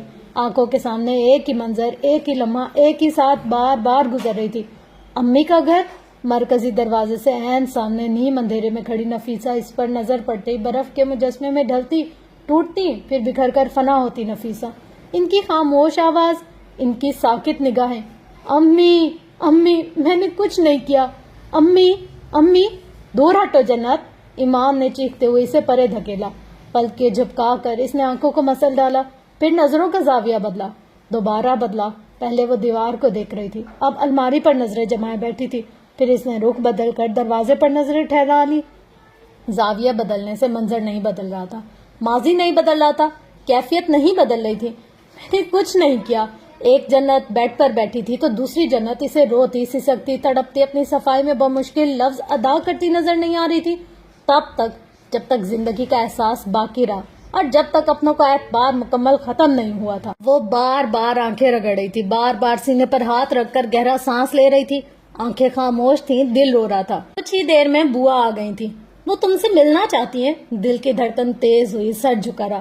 جنا، قریب آ کر انہوں نے کندھے پر ہاتھ رکھا تو اس نے بمشکل سر اٹھایا۔ میں کیسے؟ اس کے لب ہلے۔ وہ تم سے بات کرنا چاہتی ہیں۔ بوا، میں ان کا سامنا کیسے؟ میری طرف دیکھو۔ چہرہ ہاتھوں میں لے کر انہوں نے کہا، حق پر ہے نا تو پھر اتنا ڈر کاہے کا؟ اٹھ شاباش۔ انہوں نے ہاتھ پکڑ کر اٹھایا تو وہ نہ چاہتے ہوئے بھی اٹھ گئی۔ پریشان نہیں ہو، تیری مرضی کے خلاف کچھ نہیں ہوگا، تو جو فیصلہ کرے گی میں تیرے ساتھ کھڑی رہوں گی۔ انہوں نے ایک بار پھر یقین دہانی کروائی۔ کمرے سے باہر سیڑھیاں اتر کر ڈرائنگ روم تک جاتے اس کی ہمت جواب دینے لگی، قدم بھاری ہونے لگے۔ بچے کمرے میں تھے، اقصی ان کے پاس بیٹھی تھی۔ سندل آپا چہرے پر پریشانی لیے کچن کے سامنے کھڑی تھی۔ دروازہ کھل گیا، بوا وہیں کھڑی رہی۔ جا، ہمت کر کے وہ اندر داخل ہو گئی، مگر دروازے میں ہی جھکے سر کے ساتھ کھڑی ہو گئی۔ سامنے ہی صوفے کے پاس ویل چیئر پر مسز شیرازی بیٹھی تھی۔ اس کی نظریں ان کے قدموں تک گئیں اور پھر وہیں ٹھہر گئیں۔ باہر اندھیرے پھیل رہے تھے، کھڑکیاں تاریک ہو رہی تھی، وقت متحرک تھا۔ وہ منجمد ہو گئی، مسز شیرازی سے دیکھ رہی تھی، مگر کن اکھیوں سے دیکھ رہی تھی اس نے جاننے کی کوشش نہیں کی۔ لب باہم پیوست کیے مجرموں کی طرح سر جھکائے بالکل خاموش کھڑی رہی۔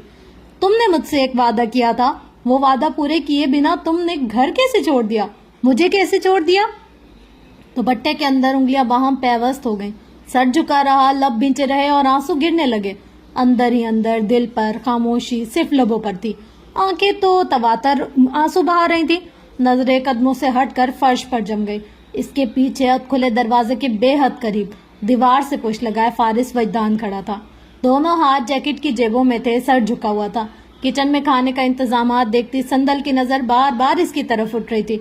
इसकी मौजूदगी से कतई बेखबर वो जो अपनी जगह अपने ख्याल में बंद सामित खड़ी थी।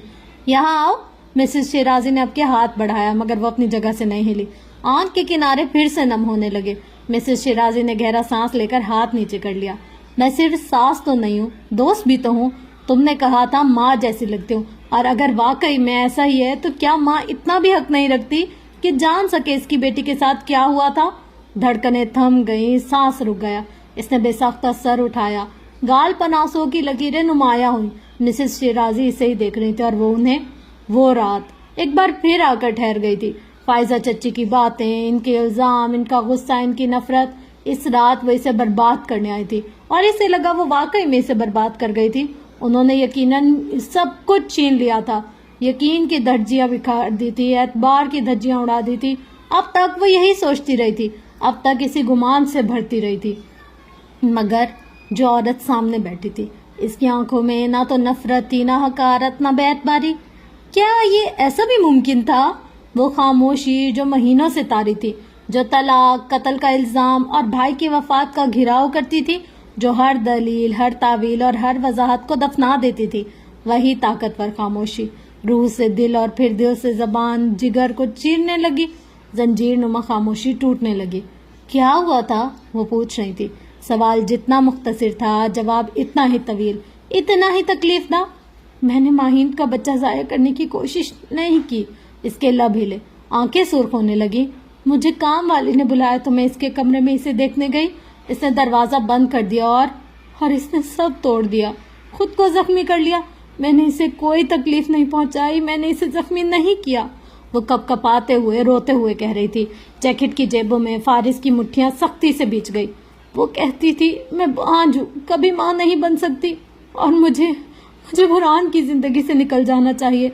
मैं नहीं निकली तो फिर इसने। सिसकियां हिचकियों में बदल गई। घर पर मेरे नंबर पर रॉन्ग कॉल्स आती थी। इन्हें मेरा नाम, मेरी हर मालूमात पता होती थी। मैंने बुरहान के अलावा कभी भी किसी से राब्ता नहीं रखा, कभी भी नहीं। लेकिन बुरहान मुझ पर शक करने लगा। वो अजियत के आलम में सब कहती जा रही थी। मैंने हसनैन की जान नहीं ली थी, वो गलती से। आवाज साथ छोड़ रही थी, लफ्ज बमुश्किल अदा हो रहे थे। आंटी, वो मेरी गुड़िया छीन रहा था। वो मंजर जैसे आंखों में था। सीढ़ियों से फिसलता, फर्श पर ढेर होता हसनैन, अतराफ में फैलता खून, सुर्ख खून। मंजर आंखों में था। वो पंजों के बल फर्श पर बैठी। सब कहते हैं मैं बदबख्त हूँ, बदनसीब हूँ, मेरी वजह से मेरा भाई मारा गया। मेरा यकीन करें आंटी, मैंने इसे जानबूझकर नहीं मारा। वो सब। इसकी हिचकियां बंद गई, गला बैठ गया। लेकिन वो बोल रही थी और मिसेस शिराजी से बोलने दे रही थी। जो कुछ जहन में था, दिल में था, रूह में था, वो लबों पर आ गया था। इनके कहे लफ्ज चिंगारियों की तरह दहके थे, रूह को घायल करते। खामोश लफ्जों का अजाब जिस्म जहाँ पर कितना भारी था, कोई जन्नत का माल से पूछता। वो गलती से गिर गया था आंटी, मैंने जानबूझकर नहीं। व्हील चेयर धकेल कर वो आगे हुई। इसका चेहरा हाथों में ले लिया। कोई कुछ भी कहे, जो तुम्हारी हकीकत है वो नहीं बदल सकती। मुझे तुम्हारे एक एक लफ्ज पर यकीन है। उन्होंने इसके आंसू साफ किए। मैं तो इतना जानती हूँ, मेरी बहू किसी के बच्चे की जान लेने का सोच भी नहीं सकती। किसी को जानने के लिए 5 माह कम नहीं है। अल्लाह गवाह है, मैंने तुम्हारे किरदार में कोई झोल नहीं देखा। और रही बात तुम्हारे भाई की, तुम सिर्फ 5 साल की थी जन्नत, वो सिर्फ एक हादसा था। 6 साल पहले तक वो ये लफ्ज अपने नाना से सुनती रही थी। सिर्फ वही थे जो इसके जहन में उभरते, हर मनफी ख्याल की तरदीद कर दिया करते थे। और इनकी हर बात हादसा और नासमझी से शुरू होकर इसी पर खत्म हो जाती थी। इतने अरसे बाद मिसेस शिराजी से सुनकर इसका दिल भरा गया। इसे तो लगा था कोई भी कभी भी इस पर यकीन नहीं करेगा, कभी भी नहीं। मगर मिसेस शिराजी इसका हाथ दोनों हाथों में लिए वो इसकी आंखों में बहुत नरमी से देख रही थी। तुमने घर क्यों छोड़ा? मैं डर गई थी, आप मुझसे नफरत करेंगी, मुझे घर से निकाल देंगी। वो रोते हुए कही जा रही थी। मुझे लगा आप मेरी किसी बात का यकीन नहीं करेंगी। मैं ज्यादा से ज्यादा क्या करती जन्नत? यही सवाल पूछ लेती, तुम जवाब दे देती, बात खत्म हो जाती। आंसू आंखों में ठहर गए। سر اٹھا کر اس نے مسز شیرازی کو دیکھا. یہ بات اس کے اپنوں نے کبھی ختم نہیں کی تھی. سگی ماں نے، سگی بہنوں نے، سگے رشتوں نے، حتیٰ کہ برہان نے، فارس وجدان نے بھی نہیں. میں بہت پریشان تھی. مجھے کچھ سمجھ میں نہیں آیا. اچھا بس اب رو نہیں. انہوں نے ٹیبل سے گلاس اٹھا کر اس کی طرف بڑھایا. لو شاباش، پانی پی لو. چند گھونٹ لے کر اس نے خود پر قابو پانے کی کوشش کی. وہ اتنی محبت اور اتنے پیار سے اسے دیکھ رہی تھی کہ اس کے مل جانے کی خوشی آنکھوں میں لیے چہرے پر امید بھرے تاثرات تھے. اب وہ ان کے سامنے بے حد قریب صوفے پر بیٹھی تھی. ہاتھ ابھی بھی ان کے ہاتھوں میں دیا ہوا تھا. 27 دن کا سفر تھا. بے گھر ہو جانے کی حقیقت تھی. ماضی تھا اور مستقبل کا خوف الگ. ہر خوف، ہر ٹینشن، ہر گھبراہٹ سے نبض آزما ہوتی ہے. اب وہ خاموشی سے انہیں سن رہی تھی. گھر کے بڑے کس لیے ہوتے ہیں جنت؟ جو آپ کا رشتہ طے کرتے ہیں یا آپ کی شادی کرتے ہیں. کیا وہ اتنا بھی حق نہیں رکھتے کہ آپ کے معاملات کو جان کر انہیں سلجھانے کی کوشش کر سکے، آپ کی مدد کر سکے؟ تم دونوں نے مجھے اپنی ہر بات چھپا کر بالکل اچھا نہیں کیا. وہ صحیح معنوں میں اب خفا لگ رہی تھی. وہ کچھ حیرت سے انہیں دیکھ کر رہ گئی. اس نے ابھی تک فارس کے رویے کے متعلق تو کوئی بات کی ہی نہیں تھی. کیا انہیں شک تھا یا وہ جان گئی تھی؟ ہاں اگر جان گئی تھی. کیا فارس نے؟ دل نے دلیل دی، ذہن نے فوراً تردید کر دی. اس نے کچھ ہمت مجتمع کی، لفظ ترتیب دیے. میں نے ایک اور بات بھی آپ سے چھپائی. آواز ایک بار پھر بھرائی. سمجھ میں نہیں آ رہا تھا کیسے بتائے. وہ ان کی مزید ناراضگی مول نہیں لینا چاہتی تھی. تم نہ بھی بتاؤ تو کوئی بات نہیں. وہ سمجھ رہی تھی یقیناً یہ بھی خاندان سے متعلق کوئی بات ہوگی. بتانا ضروری ہے. آپ کے گال رگڑ کر صاف کیے. اچھا بتاؤ. اتنا تو وہ رو رہی تھی. وہ ذرا پریشان ہوئی کہ پتہ نہیں کیا بات ہے. ذرا بوجھ ہلکا ہوا اس کا. آپ دادی بننے والی ہیں. باہر دروازے کے پاس کھڑا فارس وجدان اپنی جگہ پتھر ہوا، بے حس، ساکت، منجمد. ہاسپٹل کے کوریڈور میں اسٹریچر کے پہیوں کی حرکت، لگژری فلیٹ کے لاؤنج میں کافی ٹیبل پر رکھا سفید کاغذ، ڈریسنگ ٹیبل سے ایک جھٹکے سے سب بکھرتے دھو دیا ہاتھ. ان گنت سوال لیے شک و شبہات کے دائرے میں معلق ہوتا اس کا وجود، سوالیہ نشان ہوتی اس کی ذات، مبہم ہوتا اس کا نام، مسک ہوتی اس کی پہچان. اس نے بے ساختہ سر اٹھایا. سرخ آنکھوں میں کناروں تک نمی پھیل گئی تھی.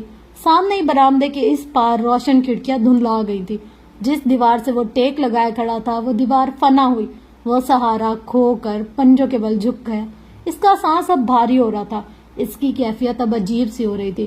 چہرے پر پل بھر کے لیے شوق تھا، پھر خوشگوار سی حیرت، اور پھر اس حیرت میں کرب گھل گیا تھا. آن کی آن میں سوئے ہوئے کئی غم، کئی درد، کئی تکلیفیں، کئی محرومیاں جاگ اٹھی تھی. وہ ماضی کی زنجیروں میں ایک بار پھر جکڑا گیا تھا. زندگی کی ڈور ہاتھوں میں لیے یقین کی وادی میں اترتے، منفی خیالات کی گرفت سے اپنے ذہن کو چھڑاتے، وہ ایک بار پھر اپنے اندر بھٹک گیا تھا، اپنے آپ سے بچھڑ گیا تھا. میرے اللہ، کیا واقعی جنت؟ Are you really? Mrs Shirazi لمحے بھر کے لیے جیسے بے یقین ہوئی تھی. اس نے شدت جذبات سے اس بات میں سر ہلایا تو انہوں نے منہ پر ہاتھ رکھ لیا. ان کی آنکھوں میں خوشی کے آنسو ابھر آئے. اگلے ہی لمحے انہوں نے اسے خود سے لگا لیا. مجھ سے پہلے کیوں نہیں بتایا؟ اس کا ہاتھ چوم کر اب وہ شکوہ کر رہی تھی. وہ اتنا خوش تھی جیسے سارے غم، سارے درد مٹ گئے ہوں. میں دادی بننے والی ہوں. میرے اللہ، شکر اللہ. شال کے پلو سے آنسو صاف کیے. ایک بار پھر سر اٹھا کر جنت کو دیکھا. وہ ایک بار پھر رونے کو تیار بیٹھی تھی. اب کیا ہوا؟ انہوں نے اتنے پیار سے دونوں ہاتھ تھام کر پوچھا تو ضبط ختم ہو گیا. مجھے فارس کے ساتھ نہیں رہنا، مجھے طلاق چاہیے. رونا پھر سے شروع ہو گیا. دل پر بھاری بوجھ لیے فارس اپنی جگہ بیٹھا رہا. وہ جہاں شادی کرنا چاہتا ہے آپ اس کی وہیں کر دیں. جنت بیٹا، میں اس کے ساتھ اب کبھی نہیں رہوں گی آنٹی، کبھی نہیں. فیصلہ حتمی تھا، رد و بدل کی کوئی گنجائش نہیں تھی. ٹھیک ہے ٹھیک ہے. انہوں نے مسکراہٹ دبا کر اس کے گال پر ہاتھ رکھا. تم دونوں کے اختلافات اپنی جگہ، لیکن کیا تمہارا نہیں خیال جب تک ڈیلیوری نہیں ہو جاتی تمہیں ہمارے ساتھ چلنا چاہیے؟ آنٹی وہ فارس، کیا یہ مناسب نہیں رہے گا کہ تم اپنے بچے سے پوچھو کہ اس کی ممی کو کیا فیصلہ کرنا چاہیے؟ جنت نے چونک کر مسز شیرازی کو دیکھا. وہ دھیرے سے ہنسی. کافی عرصے بعد ہمارے گھر میں خوشی آئی ہے جنت. میں اپنی بہو کو اپنی آنکھوں کے سامنے دیکھنا چاہتی ہوں. تم یہاں رہو گی تو مجھے فکر ہوتی رہے گی، اور یہ میرا تم سے وعدہ ہے. نئی فیملی ممبر کو آنے دو، پھر جیسا تم چاہو گی ویسا ہی ہوگا. جو فیصلہ تم کرو گی میں تمہیں مکمل سپورٹ کروں گی. ابھی گھر چلو میری خاطر. اسے ایک بار پھر رونا آیا. اب نہیں رونا, پیار سے کہتے تو آہستگی سے اس بات میں اس نے سر ہلا دیا. سب ٹھیک ہو جائے گا. مسز شیرازی سے خود سے لگائے کہہ رہی تھی. اس نے آنسو پوچھ ڈالے. ہاں سب ٹھیک ہو جائے گا, چلو شاباش, اپنی تیاری کرو, انہوں نے کہا. فارس وجدان اپنی جگہ سے اٹھ کھڑا ہوا. دروازہ کھول کر وہ باہر آئی اور اس کی موجودگی سے قطعی بے خبر سیڑھیوں کی طرف بڑھ گئی. جیبوں میں ہاتھ ڈالے وہ اسے جاتا دیکھتا رہا.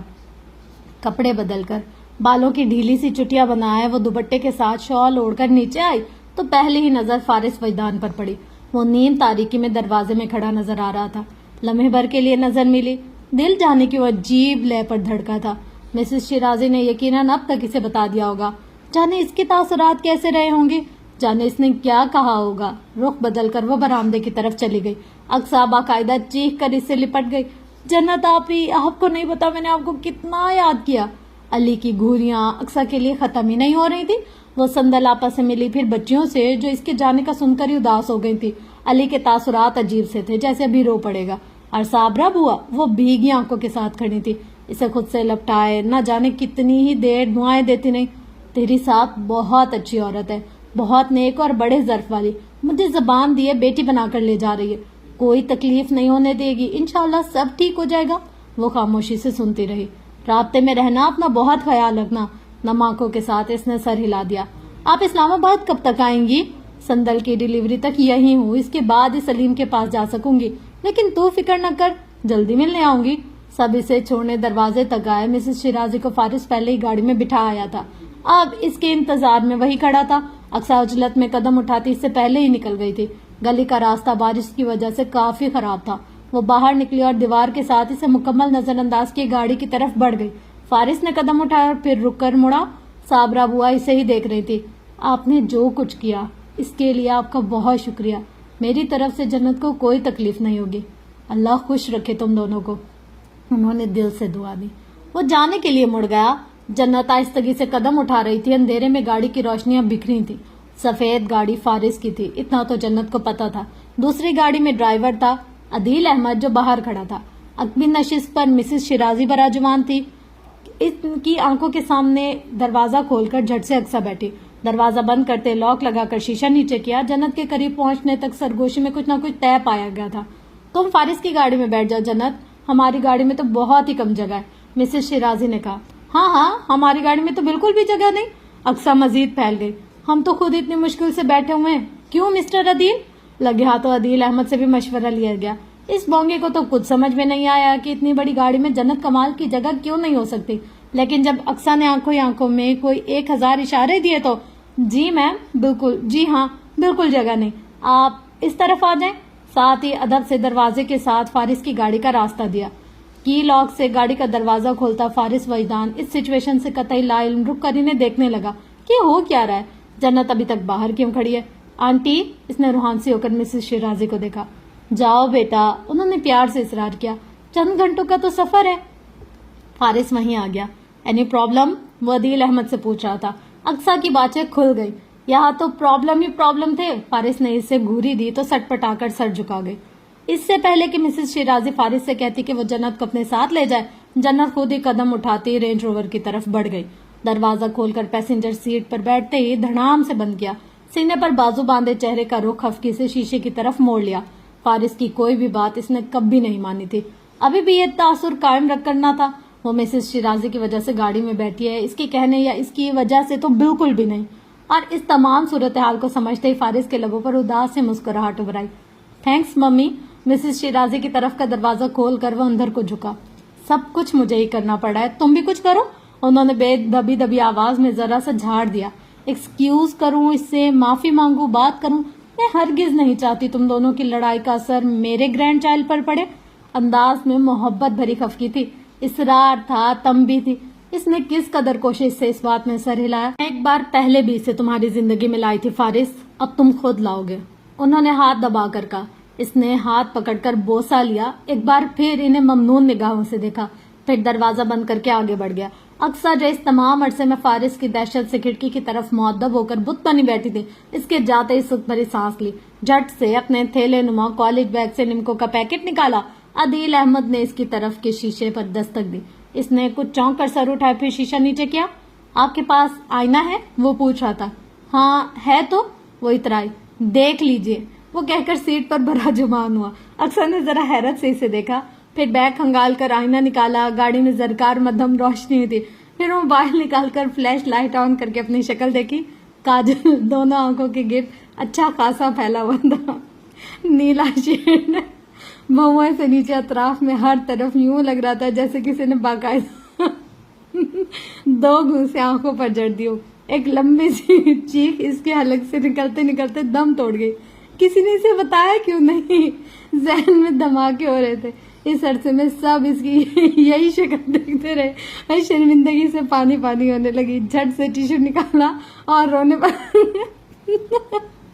काबू पाते रगड़ रगड़ कर साफ करने लगी। मेकअप, काजल, मस्कारा और लाइनर लगाकर तो वो भूल ही गई थी। और साबरा खातून के घर में दाखिल होते ही चेहरे पर ठंडे पानी के छपकारे दे मारे थे। तो बच्चे इसलिए मुझे घूर कर देख रहे थे। मारे खपत की आंखें मीच ली। सीट पर बैठ राजुमान अदील अहमद बैक मिरर से इसके तासुरात मुलाहिजा करता अपनी हंसी किसी हद तक दबा चुका था। ओफो, क्या खूबसूरत नॉवेल है ना यार, क्या खूबसूरत। आज की हमारी ये एपिसोड यहाँ पर एंड होती है, पर मेरे से अपनी हंसी कंट्रोल करना बहुत मुश्किल। मतलब ये आखिरी का जो पैरा था ना वो इतनी कोई मुश्किल से मैंने पढ़ा है ना कि मैं आपको क्या बताऊं। मुझे ना वो आंखों के सामने मंजर आने लग गया कि उस बेचारी का क्या ही हाल हुआ होगा जब उसने अपने आप को देखा होगा। यार कितना अच्छा नॉवेल है, मजा आ रहा है, इतना मजा आ रहा है। जैसे जैसे एपिसोड आगे होती जा रही है वैसे वैसे मजा आगे होता जा रहा है। कितना खूबसूरत करके लिखा गया है। अच्छा, हर ना रिलेशनशिप में बड़ों की बहुत ज्यादा वैल्यू होती है। वो जितना ज्यादा ना हम अपने बड़ों को रिस्पेक्ट देते हैं, उनके फैसलों की, उनके साथ ही जितना ज्यादा हम उनको अपनी जिंदगी में इम्पोर्टेंस देते हैं, हमारी जिंदगी उतनी ज्यादा आसान होती जाती है। सारी एपिसोड एक तरफ, और सबसे हंसने वाला जो पॉइंट था ना यार, अक्सा का मेकअप। अक्सा को बहुत ज्यादा शौक हो रहा था दुल्हन बनने का। अच्छा, ये ना इनका जो लिखा हुआ है रियलिटी से करीब तरीन बातें। मतलब अक्सर घरों में ऐसा होता है, कोई कोई बच्चियां ऐसी होती है जिनको मेकअप का बहुत ज्यादा शौक होता है, या फिर कुछ कुछ घरों में मुलाजमाएं ऐसी होती है जो मालकिन से ज्यादा तैयार होती हैं। और मुझे सबसे ज्यादा हंसी इस बात पे आती है कि इंसान मेकअप कर लेता है पर पता नहीं होता। अच्छा, एक दफा ना मेरे साथ क्या सीन हुआ मैं आप लोग को बताती हूँ। मैंने ना अच्छे से मेकअप क्या, मस्कारा वगैरह लगाया और ना लिपस्टिक जैसे नॉर्मली हम लगाते हैं, और हम लोग चले गए। रास्ते में ना कहीं बारिश हो गई और मेरे माइंड में नहीं कि भाई मैंने मस्कारा लगाया हुआ है, और हम लोग मजे से घूम फिर रहे सारा कुछ। बाद में पता चला कि यार वो तो सारा बह बह के बिन बतोड़ी भी नहीं, बतोड़ा बना दिया था उसने हमें। तो हो जाता है, ये नेचुरल मतलब चीजें हैं, और हर किसी की जिंदगी में कभी ना कभी इस तरह के कोई ना कोई ब्लंडर्स हुए होते हैं। तो हम लोग बस ये है कि पढ़ करना और ज्यादा इसको महसूस करते हैं। और मुझे तो हंसी ज्यादातर इसी बात पे आ रही थी, मैं अपने वाला वो टाइम एंजॉय कर रही थी कि यार जब मेरा ये वो था कितनी बैंड बजी थी। मतलब फिर सब भी छेड़ने के लिए आ जाते, सभी अपने अपना टॉन्ट भी मारते, बातें भी सुनाते, और कभी कभी तो डांट भी पड़ जाती है उल्टे कामों पे ना। और मैं तो अपनी फैमिली में बहुत ज्यादा फेमस हूँ इन उल्टे कामों के लिए। तो सबसे ज्यादा कोई कुछ हो जाए ना मसला, सबसे पहले होता है कायनात ने ये किया होगा, कायनात का ये मसला है, कायनात हर तरफ से आवाजें आ रही होती हैं। तो होता है यार, उस बेचारी अक्सा के साथ मैं खड़ी हुई हूँ क्योंकि मुझे पता है दैट्स रियलिटी।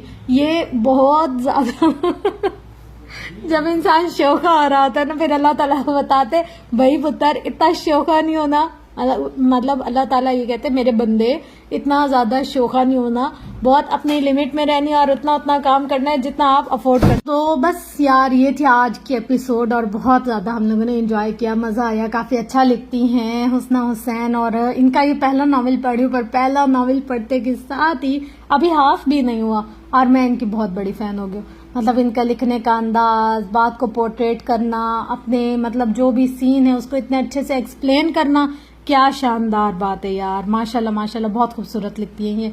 और अगर हमें इन्होंने मजीद परमिशन दे दी तो हम इनकी परमिशन से मजीद भी इनके नॉवेल वगैरह आपके साथ शेयर करेंगे, कोशिश तो होगी मेरी ये। और बाकी देखते हैं आगे नसीब क्या है और कितना हम लोग कर पाते हैं। तब तक के लिए आप लोग इस वाली एपिसोड को एंजॉय करें और आगे आने वाली बहुत सारी एपिसोड्स को एंजॉय करें। कोशिश ये है कि एक दिन में 3-3, 4-4, 5-5 एपिसोड भी अगर मैं कर सकी تو آپ لوگ کے ساتھ شیئر کروں گی تاکہ آپ لوگ کو بہت زیادہ ویٹ نہ کرنا پڑے. لیکن اگر بائی چانس انسان ہے کبھی کر سکتا ہے کبھی نہیں کر سکتا. اصل میں مجھے نا یہ ایپیسوڈز اپلوڈ کرنے کے لیے بہت زیادہ ویٹ کرنا پڑتا ہے. مطلب رات میں جب سب سو جاتے ہیں اور کبھی سب سوتے ہیں رات کو 11 بجے 12 بجے کبھی 1 بجے, تو پھر مجھے ان کے سونے کے بعد اس کو ریکارڈ کرنا پڑتا ہے تاکہ بیک گراؤنڈ میں بہت زیادہ شور نہ آئے. پھر بھی بیچ بیچ میں سے کوئی اٹھ رہا ہوتا ہے, کسی کو پانی چاہیے ہوتا ہے, کسی کو کیا, اور بچے ہیں گھر میں تو دودھ وغیرہ کے لیے. بٹ پھر بھی اسٹل میری کوشش یہ ہوتی ہے کہ آپ لوگ کے پاس شور نہ آئے. اس کے علاوہ آپ لوگ کے ساتھ جلدی بہت سارے اچھے ناولز اور سیریز, شارٹ ناولز یعنی کہ جو بہت کم ہوتے ہیں نا ایک ایپیسوڈ کے, وہ زیادہ شیئر کرنے کی نا اب میں کوشش کروں گی آپ لوگ کے ساتھ تاکہ آپ لوگوں کو نا انجوائے کرنے کا بہت زیادہ موقع ملے. تو بس ملتے ہیں انشاءاللہ نیکسٹ ایپیسوڈ میں. تب تک کے لیے اپنا گرد و نواح کا بہت زیادہ خیال رکھے گا اور مجھے اپنی دعا میں بہت زیادہ یاد رکھے گا. وی آل اللہ حافظ.